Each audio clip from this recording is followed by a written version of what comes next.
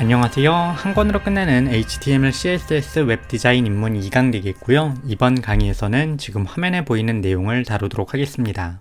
책의 프로젝트를 구성하는 기본적인 방법을 다룰 예정인데요. 이 책은 HTML과 CSS만 다루는 간단한 책이기 때문에 프론트엔드 웹 디자인 포트폴리오를 만들 때 활용할 수 있는 정도로만 굉장히 간단하게 프로젝트를 구성하게 됩니다. 실제로 어느 정도 규모의 사이트를 만들 때는 서버 프레임워크를 중심에 두고 프로젝트를 만들게 되는데요. 이 내용까지 다루기 위해서는 자바스크립트라든지 서버 언어 그리고 서버 프레임워크를 모두 다루어야 하기 때문에 이 강의에서는 다루지 않습니다. 그럼 방금 언급한 대로 간단한 프로젝트를 만들어 보도록 하겠는데요. HTML을 활용하는 간단한 프로젝트는 그냥 적당한 폴더에 마우스 오른쪽 클릭 그리고 새 폴더를 눌러서 폴더만 새로 만들어 주시면 됩니다. 폴더의 이름은 책에서 WBC 카페라는 이름을 사용하고 있기 때문에 똑같이 지어주도록 하겠습니다. 폴더 이름을 지었다면 폴더 이름을 확정해 주시고요. 내부로 들어와 주시면 현재는 비어 있는데 이제 여기를 차근차근 채워볼 예정입니다.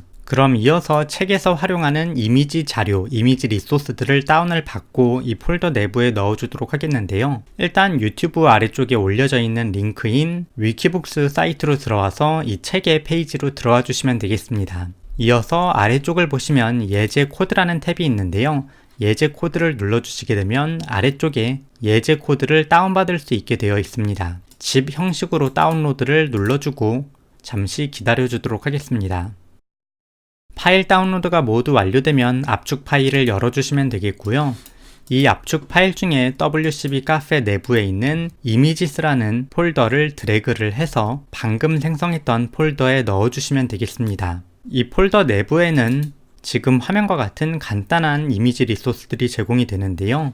요거를 활용을 해서 사이트를 만들 것이기 때문에 미리 준비를 해보았습니다. 그럼 프로젝트를 만들기 위한 기본 준비는 모두 끝났는데요. 비주얼 스튜디오 코드에서 이 폴더를 조금 더 쉽게 다룰 수 있게 폴더 열기 기능을 활용해서 이 폴더를 열어주도록 하겠습니다. 폴더 열기 기능은 크게 두 가지 방법으로 사용할 수 있는데요. 첫 번째 방법은 비주얼 스튜디오 코드 왼쪽에 있는 5개의 아이콘 중에 가장 위에 있는 탐색기라는 아이콘을 눌러서 탐색기 패널을 열고 여기에 있는 폴더 열기 버튼을 사용하는 것입니다. 두 번째는 위쪽 메뉴에서 파일에 폴더 열기를 눌러주시면 되는데요. 두 가지 방법 중에 사용할 수 있는 방법, 편한 방법을 활용해 주시면 되겠습니다. 폴더 열기 버튼을 누르시면 지금 화면처럼 폴더 열기 대화 상자가 나오게 되는데요. 여기에서 방금 만들었던 폴더를 찾아주신 다음에 오른쪽 아래에 있는 폴더 선택 버튼을 눌러주시면 되겠습니다. 열겠다고 그냥 더블 클릭을 하게 되면 안으로 들어갈 뿐이기 때문에